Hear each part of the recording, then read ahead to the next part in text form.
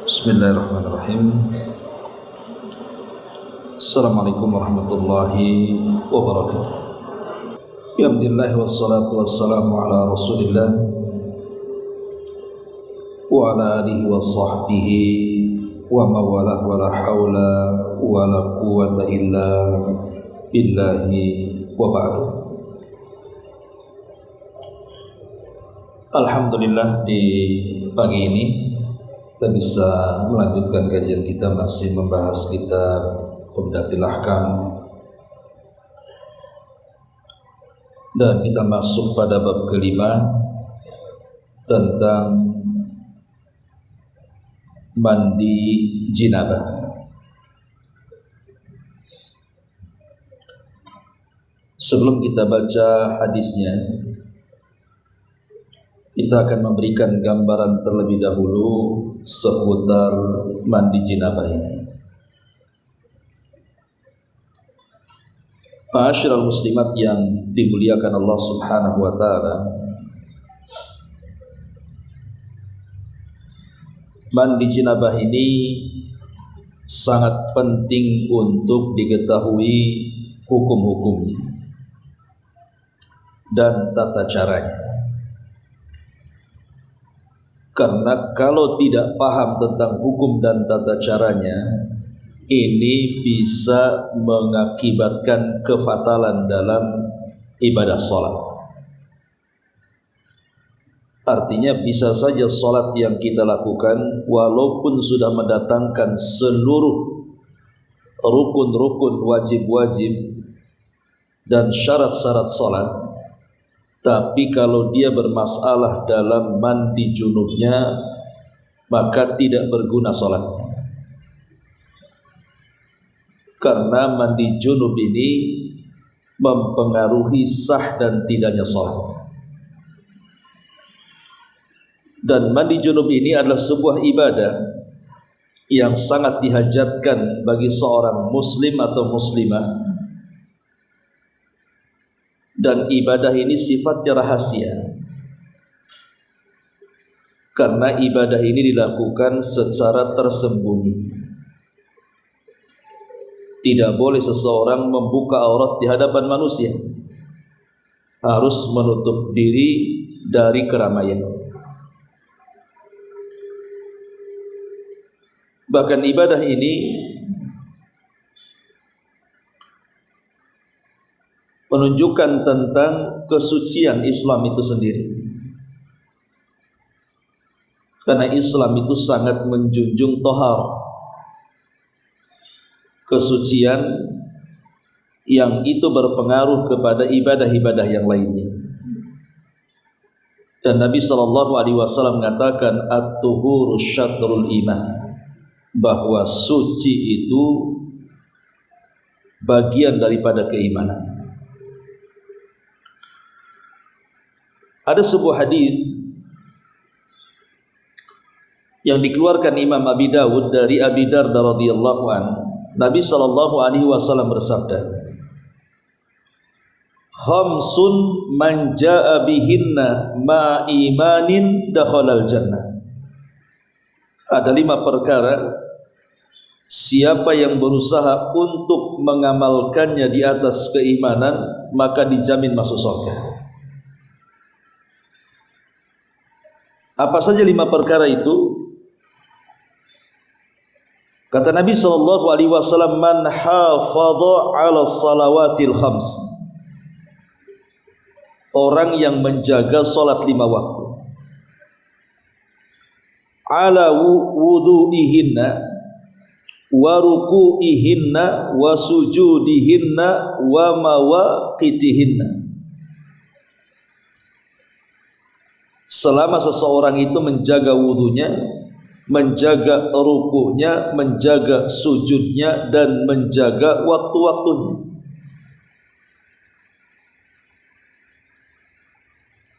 Tentu menjaga wudu karena tidak sah sholat kecuali dengan berwudu. Menjaga ruku dan sujud, disinilah rahasia sholat, ada di ruku dan sujud. Karena saat ruku dan sujud itulah dosa-dosa kita akan berjatuhan. Makanya saat sholat ketika ruku dan sujud itu jangan main-main. Di situ harus sungguh-sungguh. Apalagi ibu-ibu sholat sendiri di rumah, maka kalau bisa perlama di dua tempat ini. Jadi lamakan rukunya, lamakan sujudnya. Itu kesempatan merontokkan dosa. Karena saat sholat itu dosa diletakkan oleh Allah di pundak dan di kepala. Jadi saat ruku dan sujud berguguran dosanya. Adapun mawaqitihinna, menjaga waktu-waktunya, sebab kalau sholat di luar waktu tidak sah. Maka siapa yang menjaga sholat 5 waktu, dari mulai menjaga wudunya, menjaga rukunya, menjaga sujudnya dan waktu-waktunya, maka orang ini akan dijamin masuk surga. Yang kedua, wasama Ramadhana, dan berpuasa Ramadan. Yang ketiga, wa hajjal baita in istata'a ilaihi sabila, kemudian melaksanakan haji bagi yang sanggup. Kemudian yang keempat, wa ataz zakata tayyibatan biha nafsuhu. Kemudian yang keempat, berusaha menunaikan zakat dari harta untuk membersihkan jiwanya. Dan yang terakhir, wa addal amanata, dan berusaha menunaikan amanah. Kemudian Rasul ditanya, wa ma adaul amanah, apa yang dimaksud menunaikan amanah ini? Salat kita sudah tahu, puasa sudah tahu, haji sudah tahu, zakat sudah tahu. Lalu apa yang Anda maksudkan menunaikan amanah di sini? Maka Nabi SAW mengatakan, al-huslu minal janabah. Maksud menunaikan amanah di sini adalah mandi dari junub. Kemudian kata Rasul mengatakan, innallaha lam ya'man ibna Adam ala syai'in min dinihi ghairaha. Karena Allah Subhanahu wa ta'ala belum merasa aman dari anak Adam terhadap sesuatu dari agamanya tanpa mandi jinabah ini. Karena orang yang mandi junub ini, orang yang tidak mandi junub ini tadi banyak mempengaruhi ibadah. Salah satunya adalah ibadah yang sangat vital setelah syahadat, salat. Bisa tidak sah salatnya kalau orang tidak mandi junub. Dan mandi junub sendiri adalah termasuk syiar yang sangat agung, di mana Nabi SAW tidak pernah meninggalkan sesuatu kecuali pasti menjelaskannya. Lah termasuk di sini juga Nabi SAW menjelaskan tentang hukum-hukumnya. Karena taharah itu kan berkaitan dengan dua perkara. Pertama dengan hadas kecil, dan yang kedua dengan hadas besar. Kalau suci dua-duanya, berarti dia bisa melaksanakan ibadah apa saja dan menghilangkan hadas kecil dengan cara berwudu, tapi menghilangkan hadas besar dengan cara mandi junub. Ma'asyiral muslimat yang dimuliakan Allah Subhanahu wa ta'ala, adapun yang menjadikan kenapa mandi junub ini menjadi sebuah kewajiban, itu karena dua perkara. Yang pertama, karena keluarnya sperma, baik di saat dia tersadar ataupun saat dia tidur. Kalau sampai keluar mani atau sperma, baik ketika dia sadar ataupun tertidur, maka wajib mandi.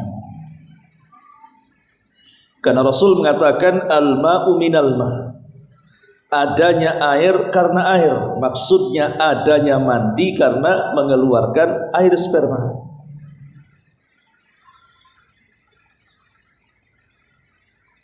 Kemudian yang kedua,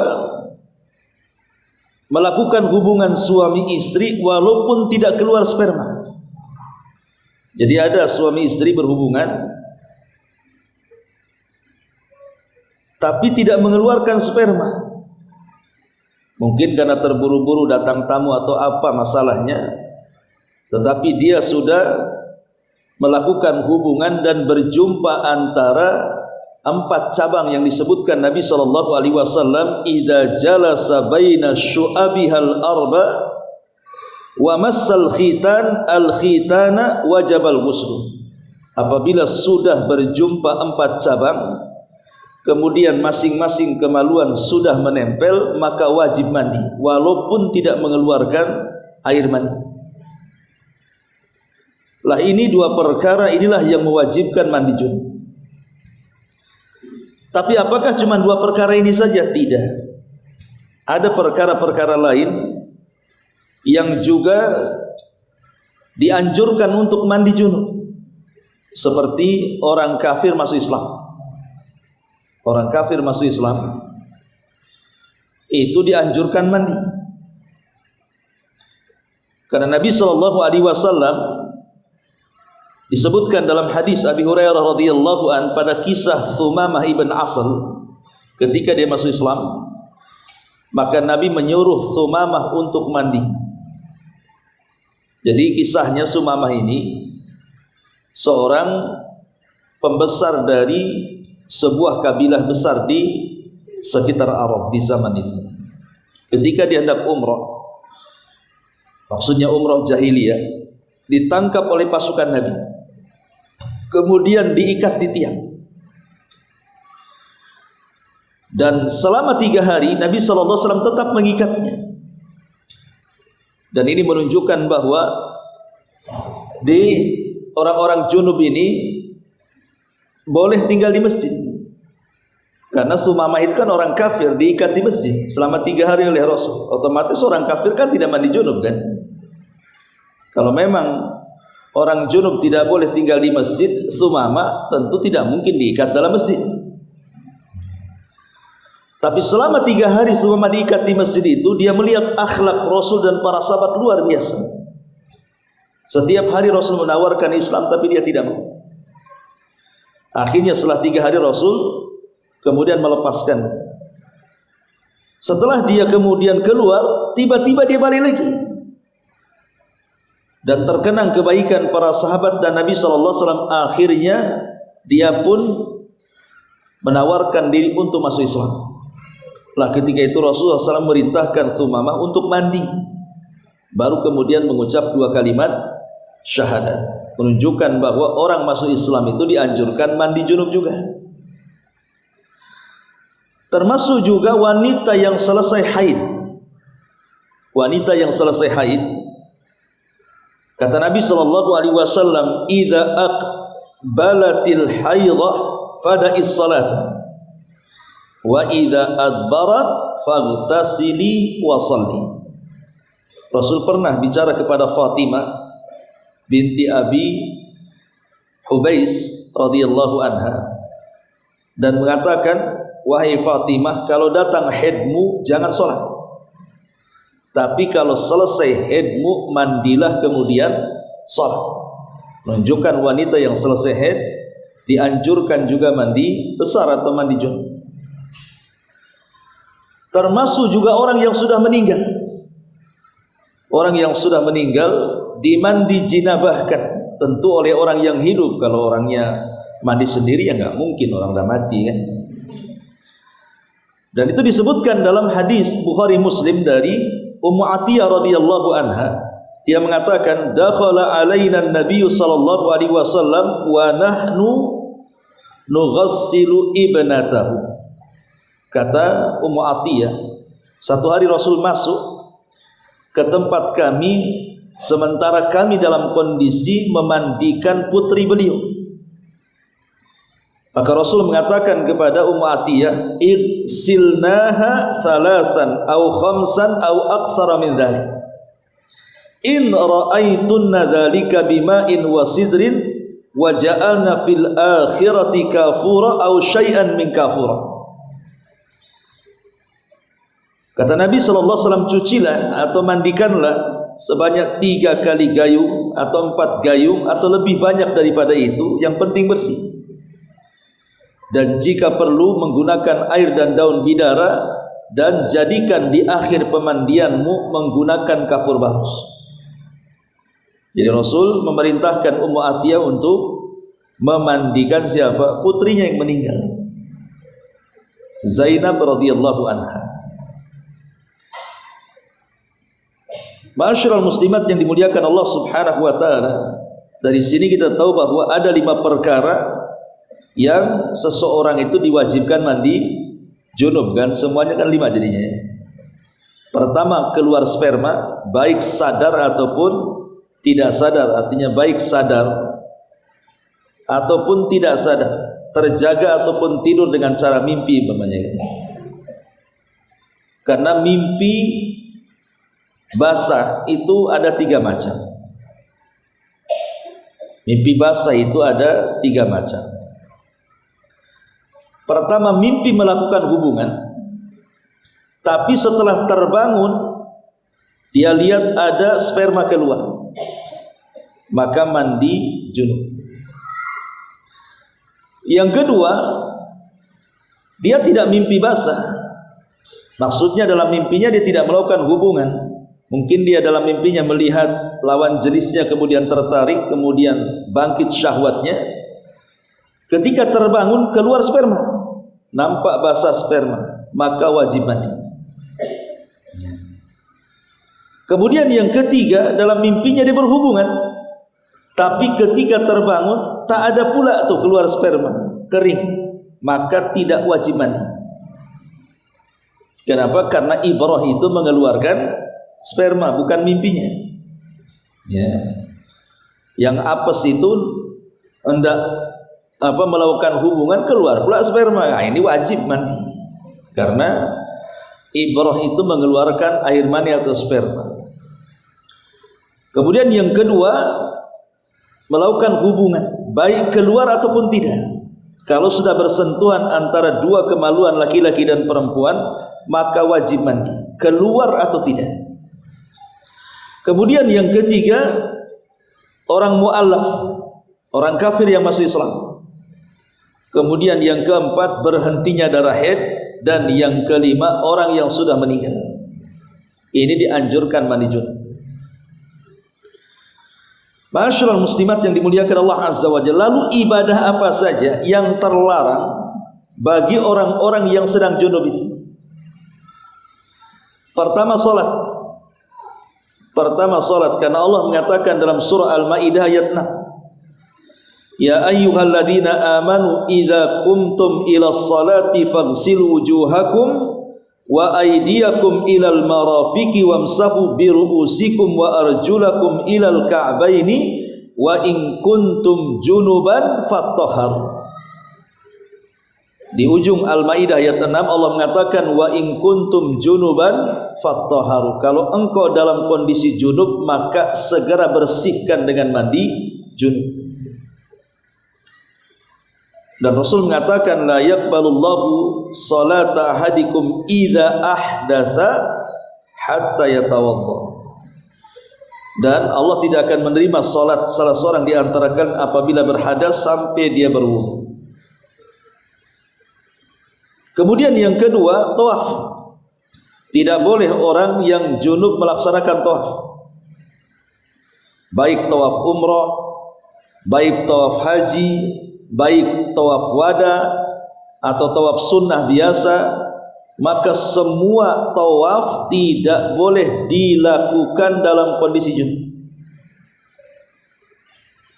Nabi SAW mengatakan dalam hadis Abdullah bin Abbas radhiyallahu anhuma, at-tawafu salatun illa anna Allah azza wa jal ahalla fihi al-kalam faman takallama fala yatakallama illa bi khairin. Tawaf itu sama dengan salat, tetapi Allah halalkan boleh bicara. Jadi tawaf dengan salat itu sama sebenarnya. Makanya orang kalau masuk Masjidil Haram tidak perlu tahiyatul masjid, langsung tawaf sebagai gantinya. Makanya Rasul mengatakan tawaf itu bagian daripada salat. Tapi bedanya kalau tawaf boleh bicara. Tapi kata Rasul, jangan bicara saat tawaf kecuali yang baik-baik. Ini menunjukkan bahwa tawaf itu juga disyaratkan tidak boleh punya junub. Makanya Aisyah radhiyallahu anha pernah menangis saat haji wada karena dia mengeluarkan darah haid. Aisyah radhiyallahu anha, otomatis kan dia tidak bisa melakukan haji. Tapi kata Rasul, if'ali kulla syai'in illa tawaf. Lakukan segala sesuatu dari manasik haji kecuali tawaf. Boleh sa'i, boleh lempar jumrah, boleh mabit, tapi jangan tawaf, kata Nabi. Menunjukkan bahwa tawaf tidak boleh kecuali harus suci dari junub. Adapun tentang tinggal di masjid ini menjadi khilaf ulama. Apakah boleh orang yang junub itu tinggal di masjid, seperti datang ke pengajian, duduk di masjid kayak ibu-ibu kayak gini kan, atau tidak? Ini menjadi silang pendapat di antara ulama. Ada yang mengatakan boleh, ada yang mengatakan tidak boleh kecuali hanya melintas saja. Termasuk juga memegang mushaf tanpa ada penghalang, maksudnya ya. Kalau ada penghalang ya bisa pakai kaos tangan atau pakai handuk atau pakai kain gitu kan. Ini bicara tanpa penghalang. Ini juga menjadi perselisihan ulama. Ada yang mengatakan boleh, ada yang mengatakan tidak boleh. Yang mengatakan tidak boleh karena Rasul mengatakan la yamassuhu illa Rasul Allah Subhanahu wa taala mengatakan dalam surah Al-Waqiah 79, la yamassuhu illa al-mutahhar. Tidak boleh disentuh mushaf itu kecuali oleh orang yang suci, orang yang disucikan. Tapi ulama yang mengatakan boleh mengatakan mutahharun, yang disucikan di situ bukan manusia, tapi maksudnya malaikat, dan Quran di situ bukan Quran yang di bumi, tapi Quran yang di Lauhil Mahfuz. Jadi ada yang mengatakan boleh, ada yang mengatakan tidak boleh. Termasuk yang kelima, qiraatul Quran, membaca Quran. Ini juga menjadi khilaf ulama. Ada yang mengatakan boleh, ada yang mengatakan tidak boleh. Karena ada hadis mengatakan dari Ali radhiyallahu an, kana Nabi sallallahu alaihi wasallam yaqra'una al-Qur'an ma lam yakun junuban. Rasul suka membaca Quran kepada kami kecuali dalam kondisi beliau sedang junub. Itu di antara ibadah-ibadah yang berkaitan dengan junub. Kemudian juga pembahasan yang ketiga, mandi junub tetapi tidak diwajibkan. Kalau yang 5 perkara tadi kan wajib tuh. Nah, sekarang sunnah, tapi kaifiyahnya sama dengan mandi junub. Pertama, mandi untuk melaksanakan Jumat bagi laki-laki. Ya, ada yang mengatakan wajib, ada yang mengatakan sunnah. Kemudian yang kedua, mandi setelah selesai melakukan jima atau hubungan suami istri.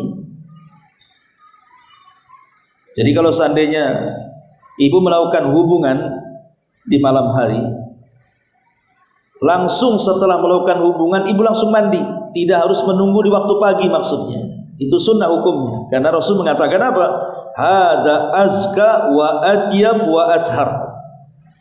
Karena orang yang melakukan seperti ini lebih suci, lebih baik, dan lebih bisa mensucikan dirinya. Kadang-kadang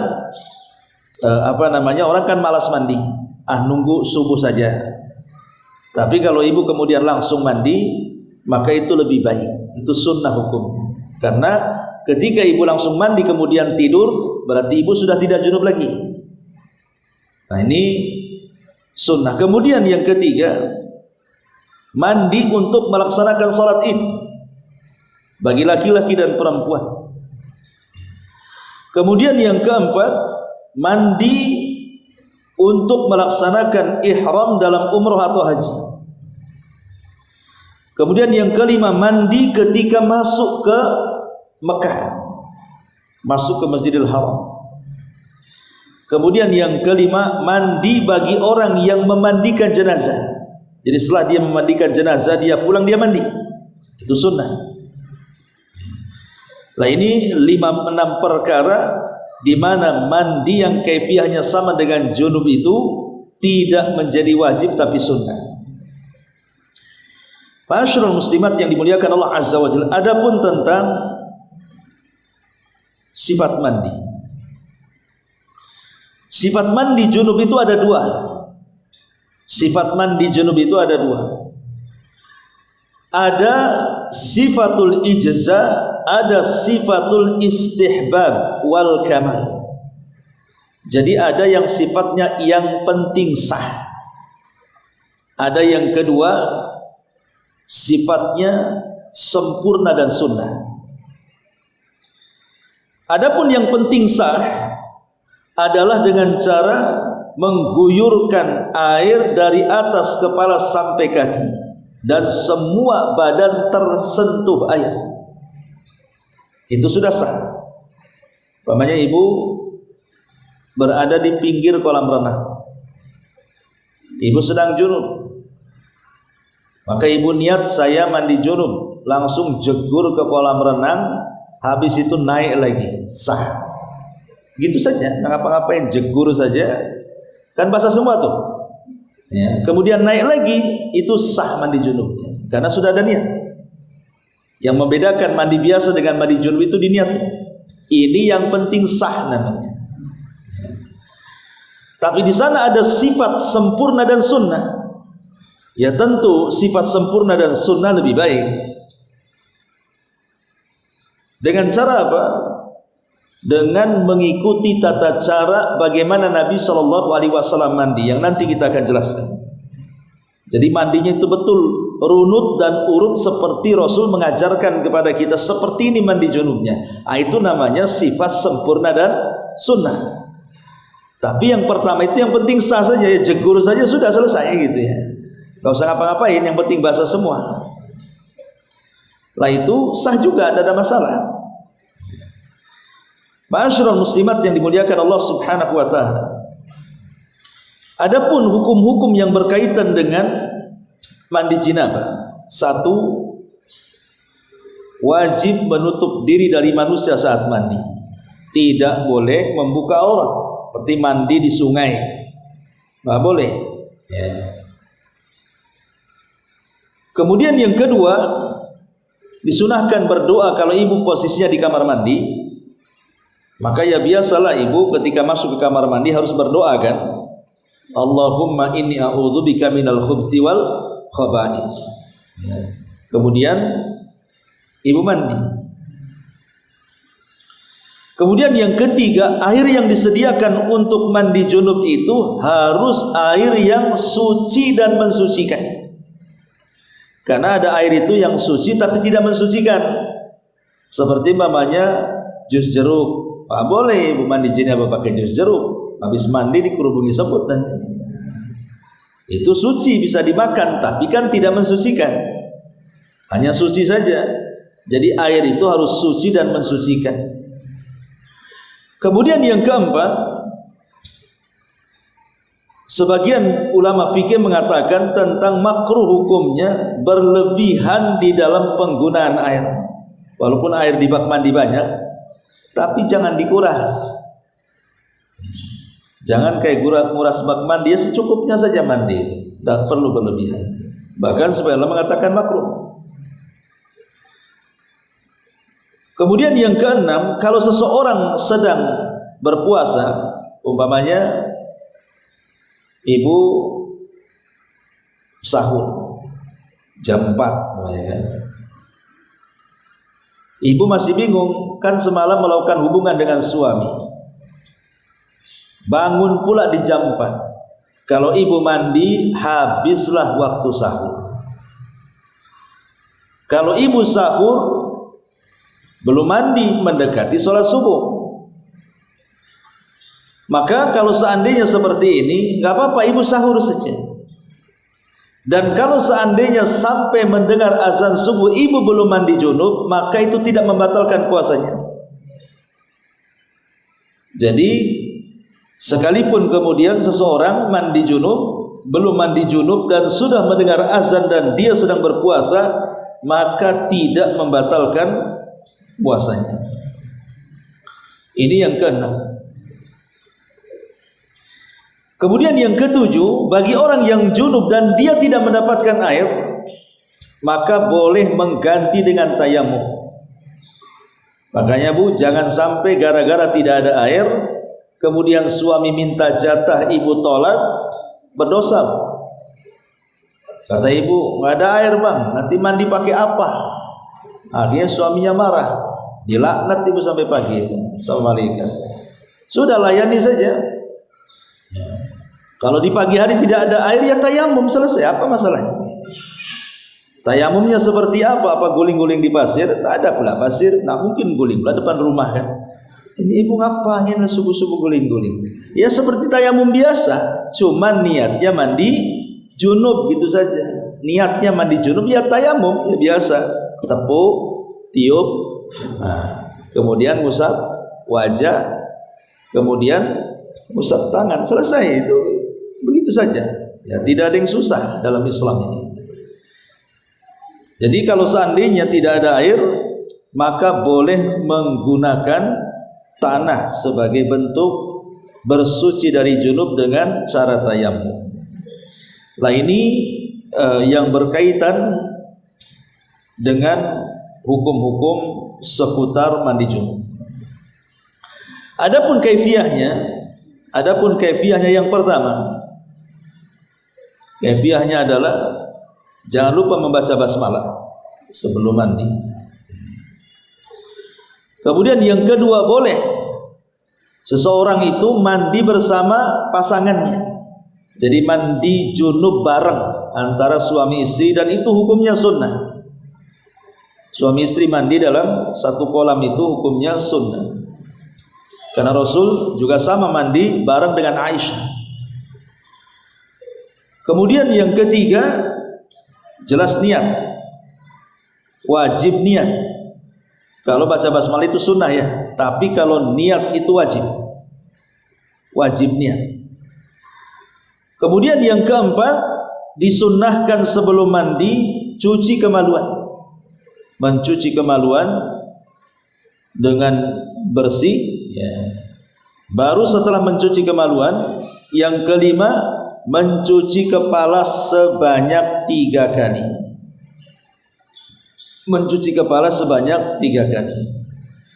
Baru setelah mencuci kepala sebanyak 3 kali, mulai ibu mengguyur bagian sebelah kanan badan.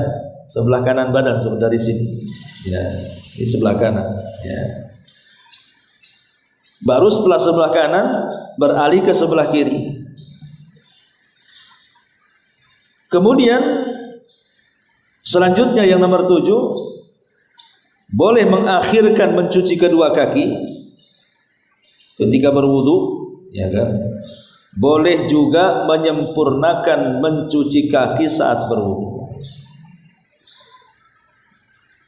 Jadi kalau digabungkan semua keterangan ini, ya, bagaimana cara mandi janabah, maka ibu caranya wudu. Pertama wudu dulu. Ketika berwudu itu boleh mencuci kakinya diakhirkan nanti aja. Tapi boleh juga menyempurnakan. Setelah berwudu, ibu cuci kemaluan, ibu cuci kepala, kemudian guyur sebelah kanan badan, guyur sebelah kanan sebelah kiri badan, baru yang mengakhirkan mencuci kaki saat wudu, itulah terakhir mencuci kaki. Tapi kalau saat wudunya sempurna mencuci kaki, berarti ya selesai mandinya. Nah itu kaifiah mandi janabah. Taib, ini secara gambaran. Kenapa saya buat gambaran seperti ini dulu? Jadi ketika kita membaca hadis tentang mandi junub itu sudah ada gambarannya. Baik, kita akan masuk hadis pertama dari bab mandi janabah. Hadis yang pertama dari Abi Hurairah. An Abi Hurairah radhiyallahu an anna an-nabiy sallallahu alaihi wasallam laqiyahu fi ba'di turuqil madinati. Laqiyahu fi ba'di turuqil madinati wa huwa junubun. Qala fan khanastu minhu fa dhahabtu faghtasaltu thumma ji'tu. Faqala aina kunta ya Aba Hurairah? Aina kunta ya Aba Hurairah? Qala kuntu junuban fakarihtu an ujalisaka wa ana ala ghairi tahara. Faqala subhanallah innal muslima wa fi riwayatin al mu'mina la yanjus. Dari Abu Hurairah radhiyallahu an, beliau berkata Nabi sallallahu alaihi wasallam bersabda, Nabi sallallahu alaihi wasallam berjumpa dengan dia di salah satu jalan dari jalan-jalan kota Madinah. Ketika itu Abu Hurairah sedang junub dan belum mandi.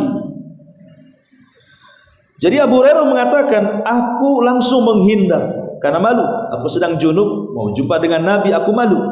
Aku menghindar dari Nabi. Lalu beliau langsung pulang, kemudian mandi, baru aku berani menemui Nabi. Kemudian Abu Hurairah ditanya oleh Nabi, Abu Hurairah, di manakah kamu tadi? Kenapa kau lari? Kenapa kau tak menemui aku? Maka Abu Hurairah mengatakan, ya Rasulullah, aku tadi sedang junub.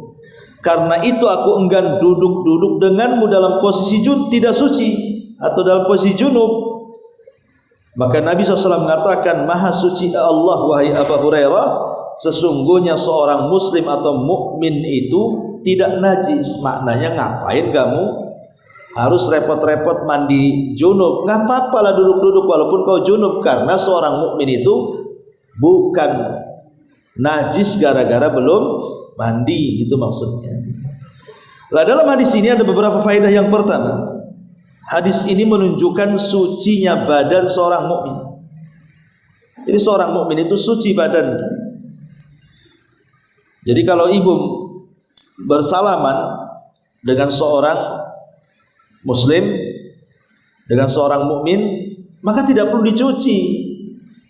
Karena seorang mukmin itu tidak najis. Kemudian yang kedua, keadaan junub itu tidak menjadi najisnya badan. Jadi kalau ibu sedang junub bukan berarti badan ibu jadi najis, tidak. Kemudian yang ketiga, boleh bagi seseorang yang sedang junub untuk keluar rumah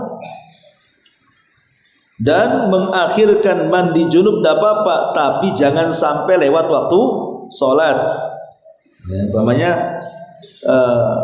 ibu melakukan hubungan setelah subuh, malas mau mandi, nanti aja lah dekat-dekat duhur, ya, karena mau ke pasar, boleh, tidak ada apa-apa, tapi jangan lewat waktu sholat duhur. Kemudian yang keempat, sucinya badan seorang mukmin itu bukan berarti badannya tidak mungkin tertimpa najis. Bisa saja, umpamanya dia sedang jalan kaki tanpa sandal menginjak kotoran manusia, akan kena najis juga tuh. Kemudian kata Imam Nawawi, seorang muslim suci baik hidup ataupun matinya. Jadi seorang muslim itu, kata Imam Nawawi, baik ketika hidup ataupun ketika mati tetap suci, tidak najis. Lain dengan hewan kan. Kalau hewan itu kan ada beberapa hewan itu ketika hidup dia tidak najis, seperti ayam, megang ayam itu tidak najis. Tapi kalau ayam itu mati mendadak dan jadi bangkai, jadi najis tuh. Tapi kalau manusia tidak, hidup dan mati tetap suci, ya. Kemudian juga yang selanjutnya di sini, menghormati orang yang mulia, berilmu dan baik itu sangat diperlukan dalam kehidupan bermasyarakat. Karena Abu Hurairah ini menghormati Nabi. Dia takut kalau seandainya duduk di samping Nabi, dia sedang junub, dia nggak enak. Makanya dia mandi dulu. Ya. Maka ini menunjukkan apa? Bagaimana sahabat itu memuliakan orang mulia. Maka di sini juga ada faedah, hendaklah menghormati orang mulia, orang berilmu, orang baik dengan sebaik-baik bentuk akhlak, pakaian dan yang semacamnya.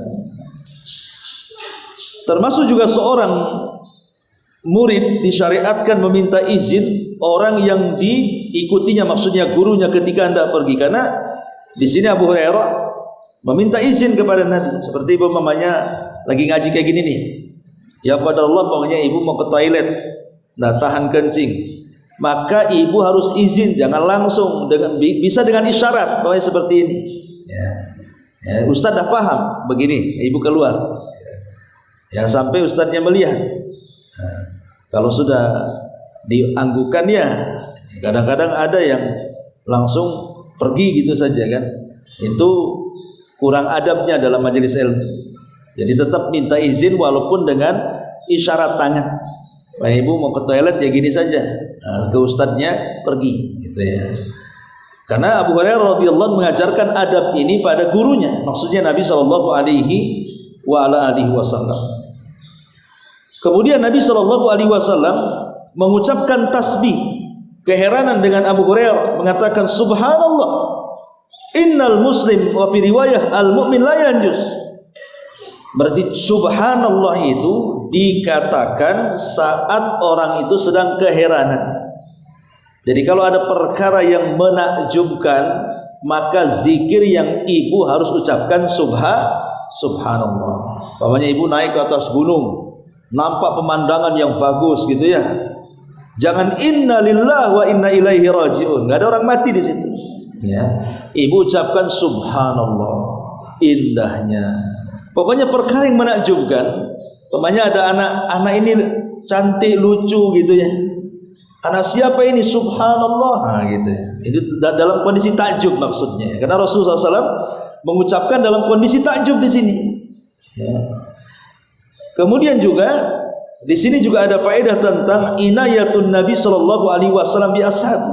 Bagaimana perhatian Rasul kepada para sahabat, mencari tahu ketika Abu Hurairah menyingkir dan Rasul belum tahu alasannya. Rupanya setelah tahu alasannya, Rasul SAW bertanya, kenapa engkau pergi wahai Abu Hurairah?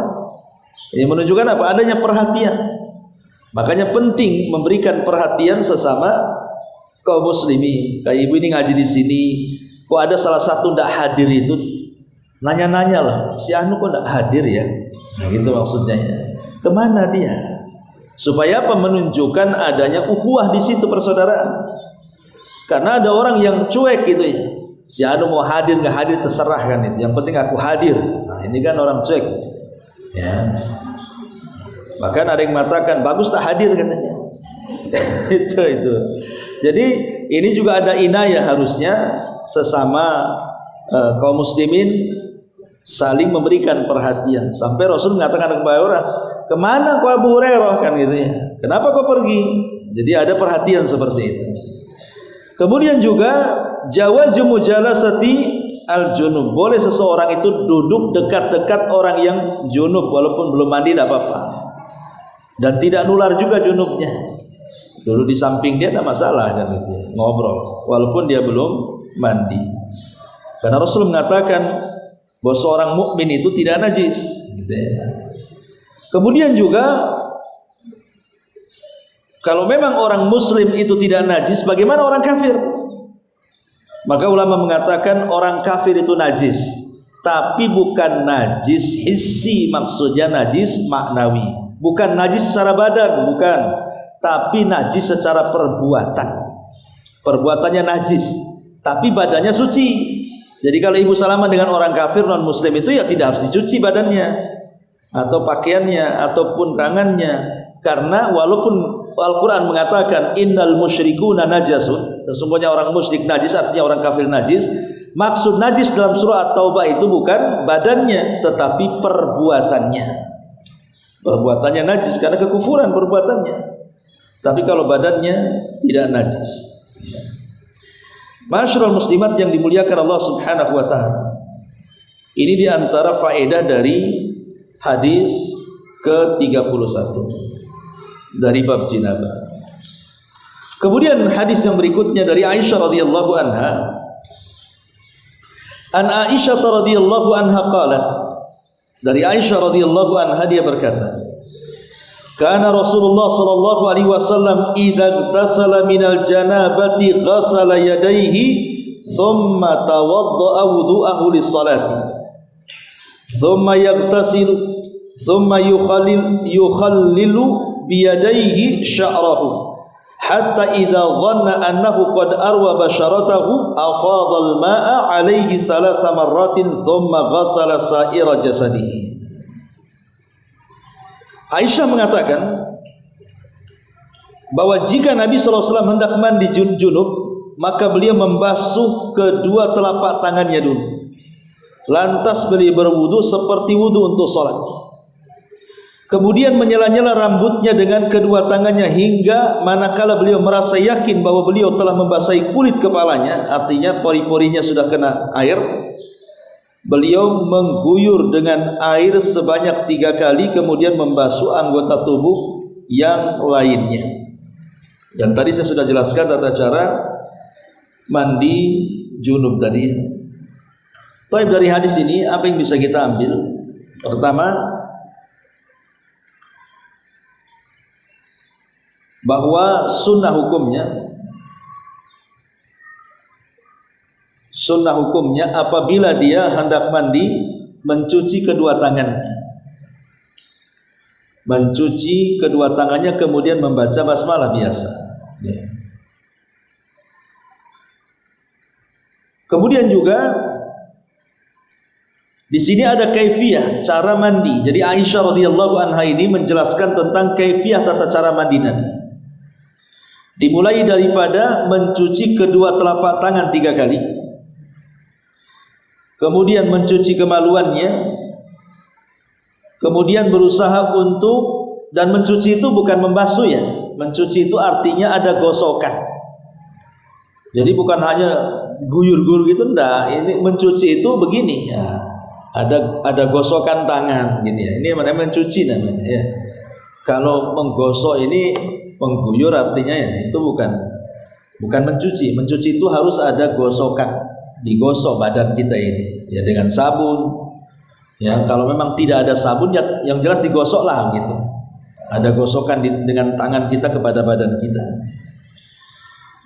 Lah beliau di sini wudu dan tidak dijelaskan beliau mengakhirkan kakinya. Dalam riwayat ini Rasul mandi secara sempurna, wudu secara sempurna, dan ini yang banyak riwayat.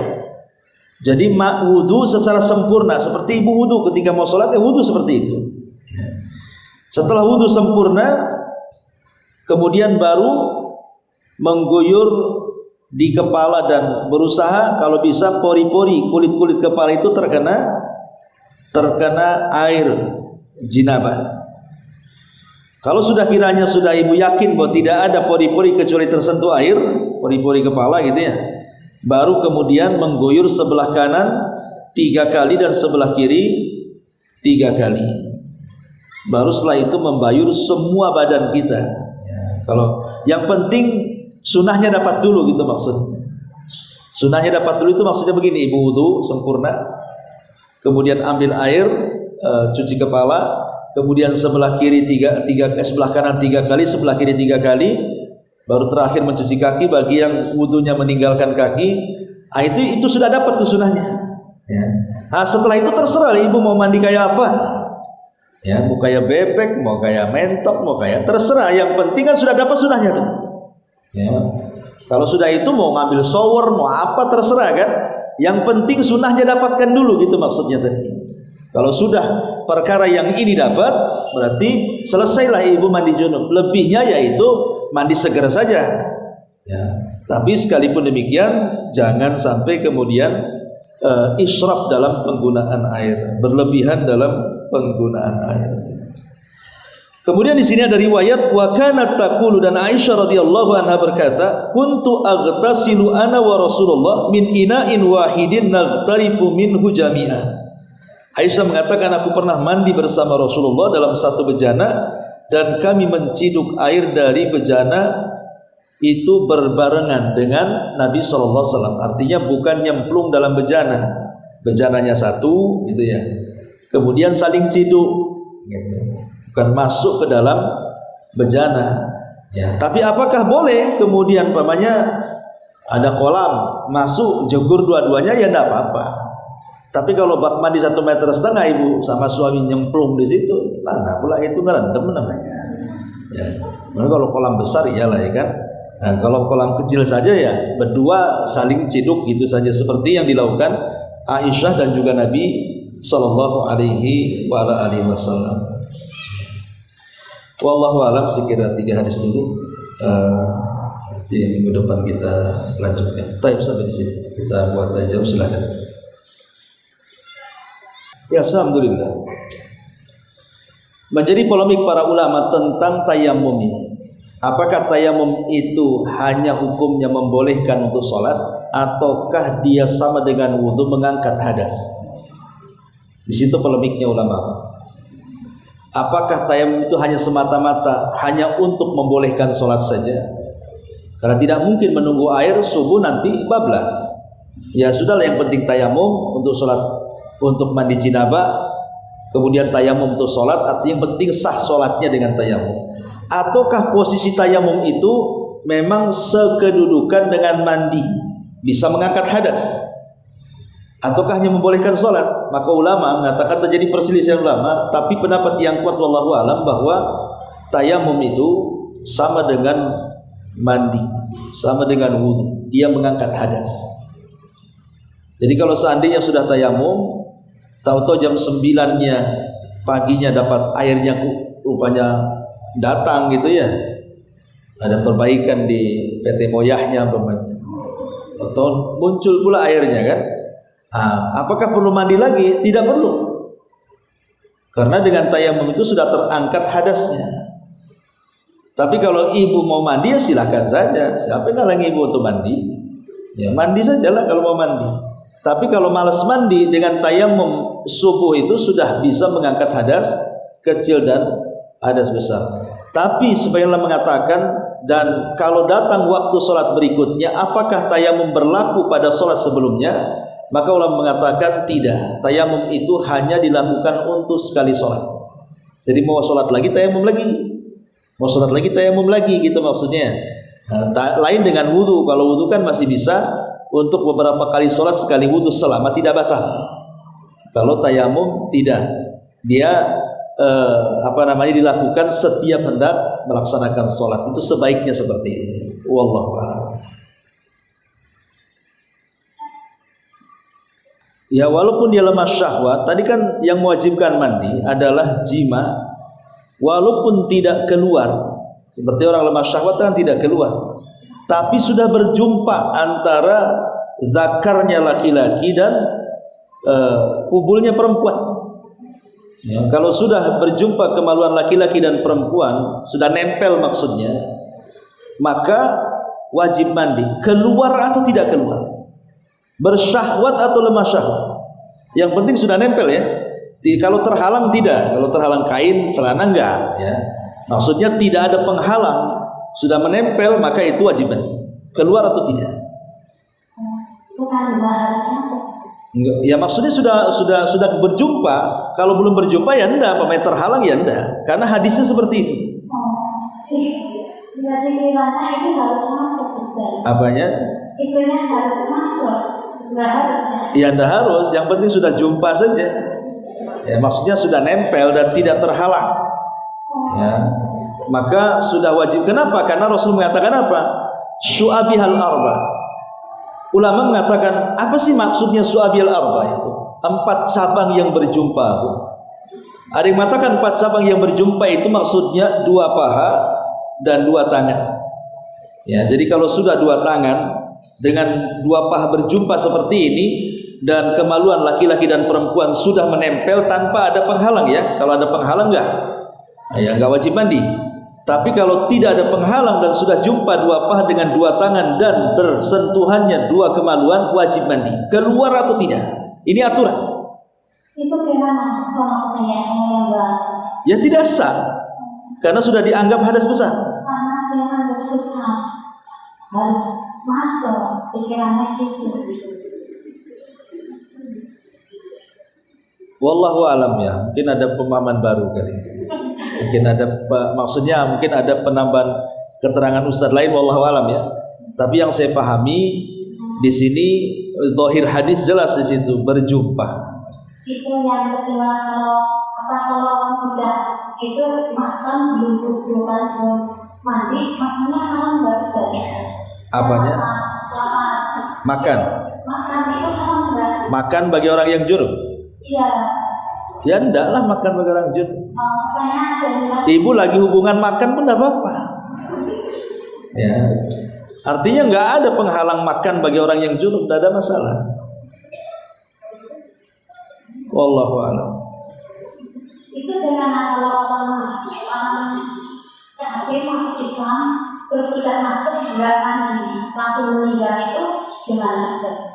Kan orang Ya dia masuk Islam berdosa, karena itu kan meninggalkan wajib namanya. Tapi masuk Islamnya sah. Masuk Islamnya sah, tapi karena dia tidak mandi, berarti meninggalkan kewajiban. Meninggalkan kewajiban ya dosa hukumnya. Makanya orang mu'allaf itu bagi yang membimbingnya ya disuruh mandi dulu sebelum syahadat. Mandi dulu seperti Umar bin Khattab ketika masuk Islam kan dia mandi dulu. Kemudian mengucapkan 2 kalimat syahadat. Wallahu a'lam. Oh iya. Iya.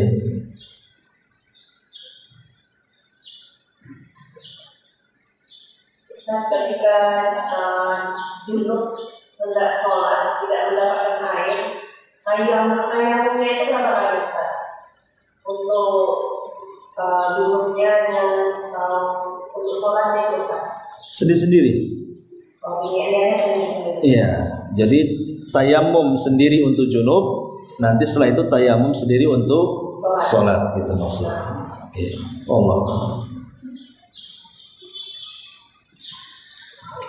Ya, saya kira cukup. Subhanallah bihamdika, asyhadu an la ilaha illa anta astaghfiruka wa atubu ilaik.